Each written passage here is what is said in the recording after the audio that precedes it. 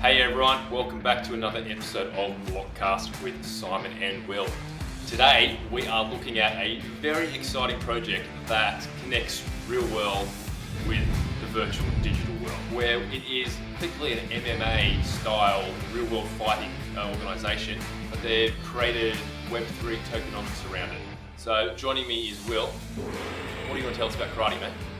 I find Karate Coin really cool because it appeals to fans of the martial arts, boxing, UFC, karate, that kind of thing. People who like to bet, and also crypto degens who like to hold unusual tokens. In a nutshell, it's the first token that connects both gamification and governance of the real world. And it connects a professional martial arts sports league, in this case, Karate Combat. It allows you to bet on different fights that happen, and if you've got a winning bet, you get extra tokens. What's really cool about it is that I think research has shown that if you do have a bit of a wager on a sport, you're a little bit more interested in the outcome. And so Karate Coin gets people more engaged into sports, I guess, and this is what makes it pretty cool. Yeah, and I think it's getting to where Web3 is going, where it's you own a part of it. You are a part of whatever cultural identity you are portraying. In this one, it's martial arts. So what they've done is basically allow the person sitting at home watching on TV or the fan in the arena itself to participate by being able to vote on things like who's going to be in the title fights. That's a cool thing. They have governance vote, allowing people to vote on the direction of the entire organization. That's incredible to sit there and think that me as the individual who just loves watching sport can be involved.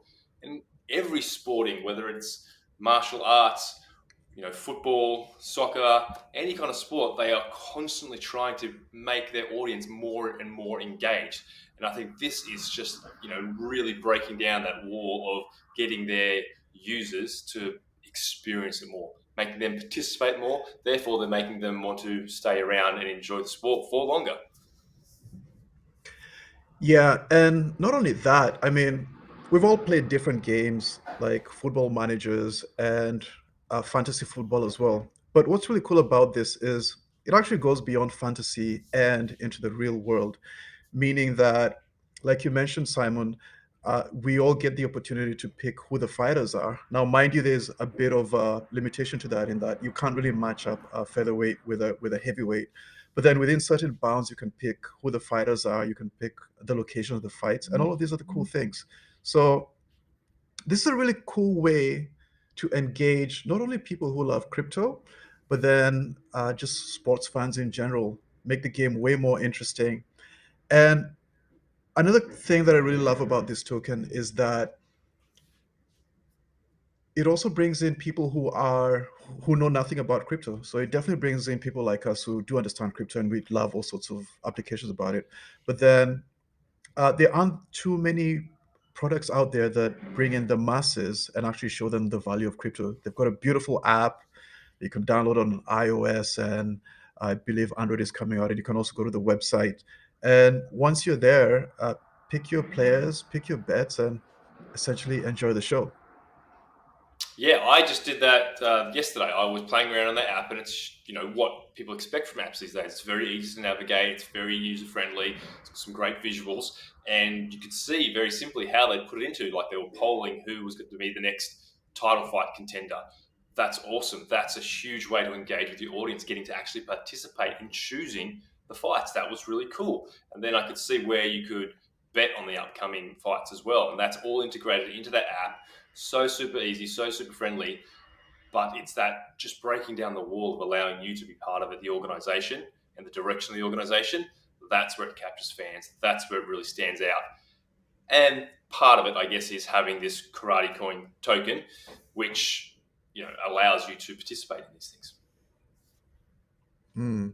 And the other thing I really like about it is that on top of the crypto, they've also kind of tried to really engage the younger generation. So before, boxing matches used to be held in casinos and really excited people, really exciting places, where you'd have an older crowd, I guess. But in this day and age, things are a little bit different. So actually, what they've done is they've added a bit of mixed reality into it where the fights happen, I think, in front of a green screen, and they're somehow able to integrate the fighters into some virtual environment.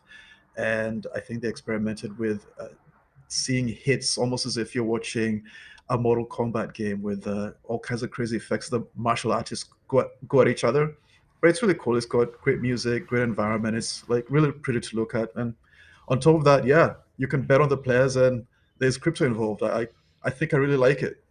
Yeah, well, I didn't see that part. I was watching some of the previous fights because it's all there available on YouTube and things like that to watch the previous events.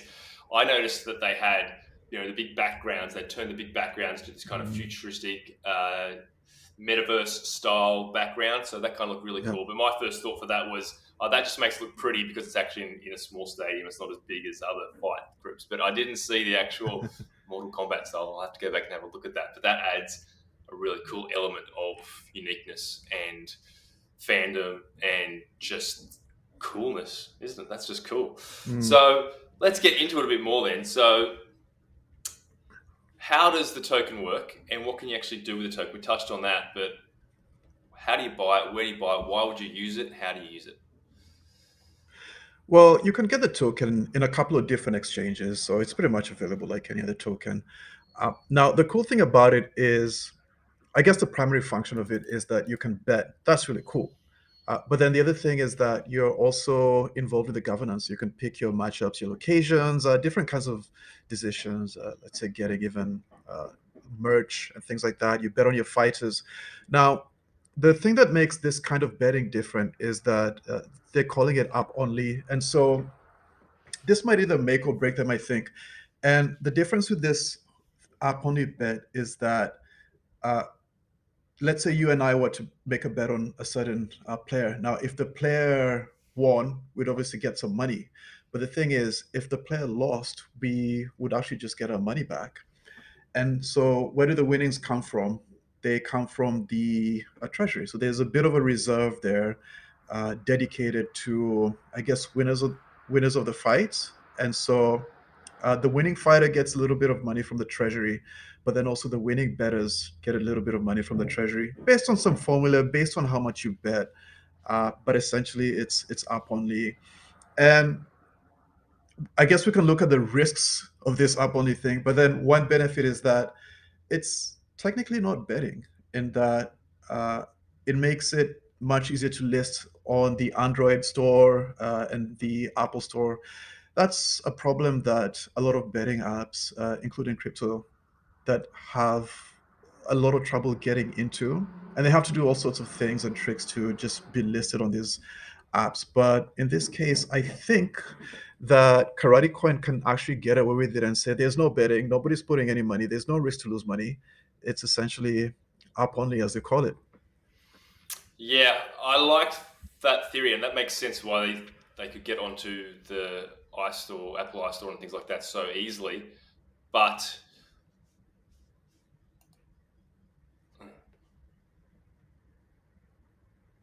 The inflation. anyway, there we yeah, the interesting thing about the up only, I think, is it's more gimmick than actual no loss betting because of the inflationary nature of the token. So if you don't win any money, that's great, but other people who win will have more of it and they printing out more of it, not printing out more of it per se, but issuing more from the treasury. And so these bigger players will have larger piles of money and yours will be less. And basically the US dollar value, your amount of karate will go down. So it's not up only, except you can't lose the amount of karate coin tokens you have, but they may be worth less in the future. And so there's ways that they can get around this kind of stuff, and they kind of want that to a degree. They want the people who aren't participating to not continue to be rewarded if the karate coin keeps going up in value per se. But they're going to have marketing in Mm. place, and so they've got lots of filming going on. So when they do marketing, they treasury can use that marketing money to buy back some karate coin to then be able to issue it again to bolster the price of it. So it's got a really good monetary incentive to keep this thing going. I think up only, bit gimmicky, good idea, makes people feel like they're not losing money, but I think they will lose mm, money against a dollar value because the karate coin value will probably go down as the inflationary nature of issuing more of these tokens goes up. But there's a hard cap on that as well. So this would be long term if it went really stratospheric, this karate combat, and they issued all their tokens, and there's no more tokens to issue, then you start seeing the price going up. But there's a lot of mm, inflation to go through before it gets to that point. But it's a great idea, great concept, and as you said, it obviously allows them to jump a few little hurdles about gambling. mm,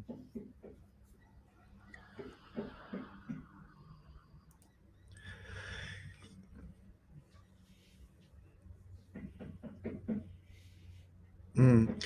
Yeah, that's the thing. In fact, you actually mentioned buybacks. They haven't talked about buybacks, and so it's hard to know whether they'll actually do that or not. But they do need to find a way to control their inflation because talking about risks, this is kind of what happened with StepN. It came out and they were inflating like crazy, and everybody was out there, quote unquote, making money. But really, what's happening is that StepN was just getting inflated and losing value.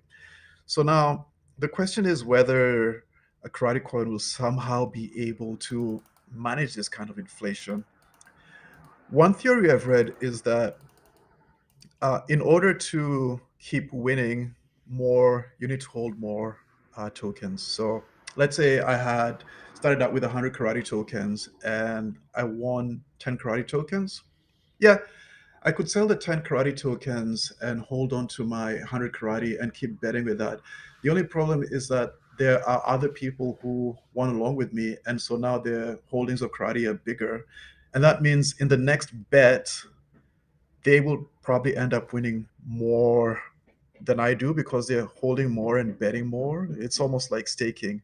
You're talking about the game of Mm, I was going to say, you're talking about the gamification of it there, which I think will come into any tokenomics play like mm, that. And so, yeah, as you said, you bet 100 karate token, you win 10, you got 110.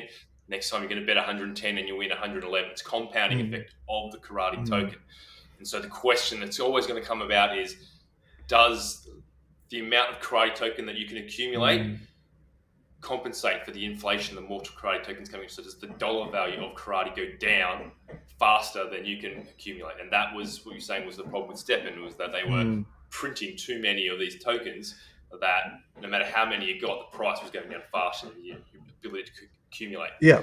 The big difference here, I feel, is that this place already has a very viable version of making Mm, money. They've already got real life fights, therefore, they've already got a really good marketing audience.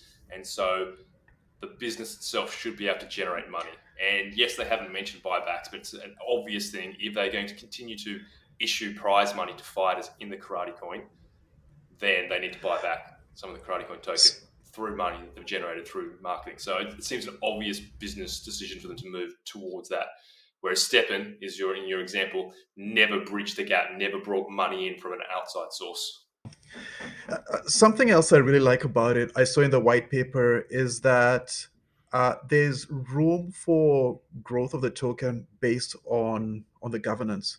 So there's room for other people to build different kinds of apps that let you create parlays or combo bets, so you can bet on multiple fighters at the same time, or even leverage your bet, create different tokens or NFTs based on different fighters.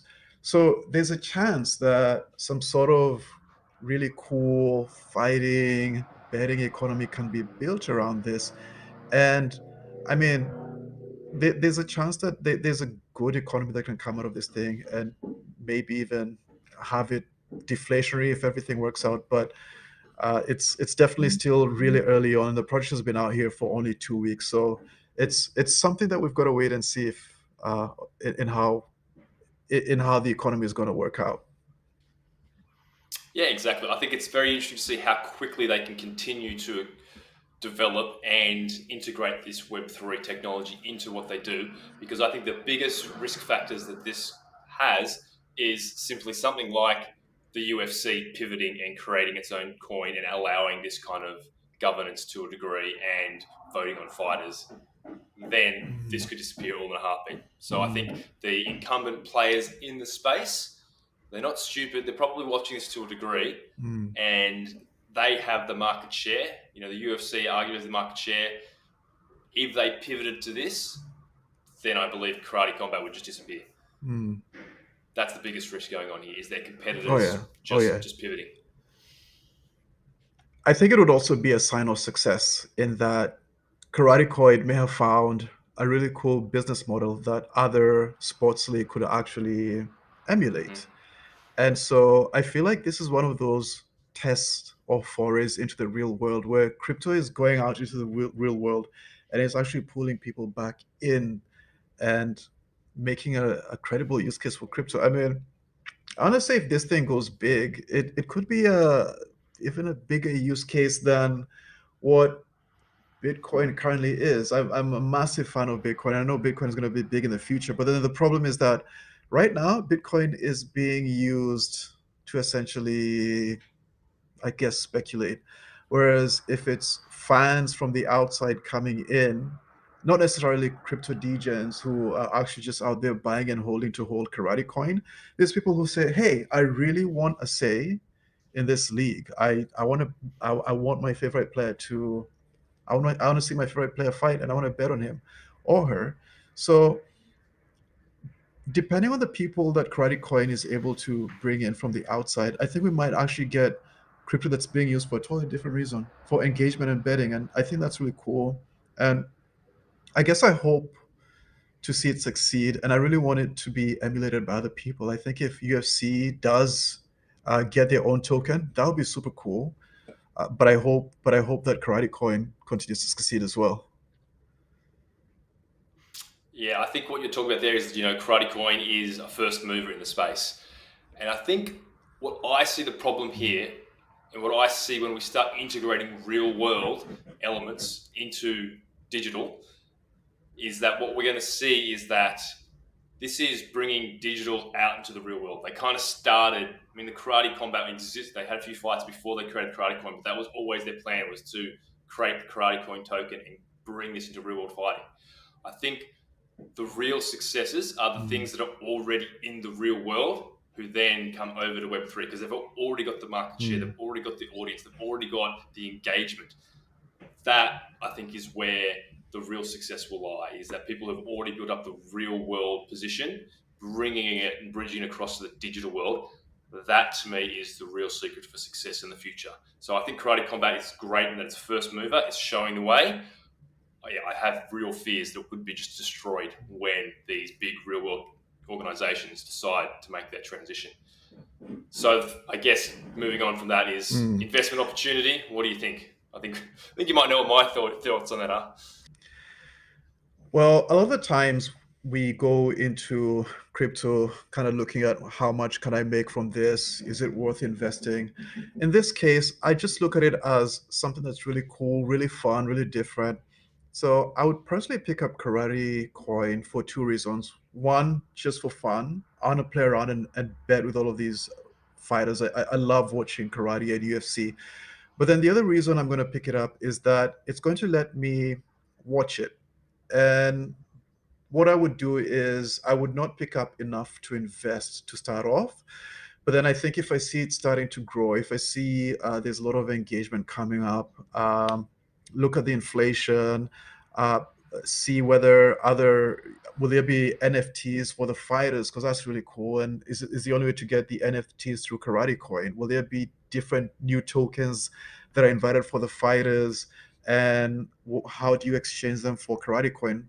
So long story short, I'm going to hold it for fun. And if I see the ecosystem growing, I'm definitely going to pick up some for myself. Yeah, that makes a lot of sense. For me, I sit there and look at it going, this is a great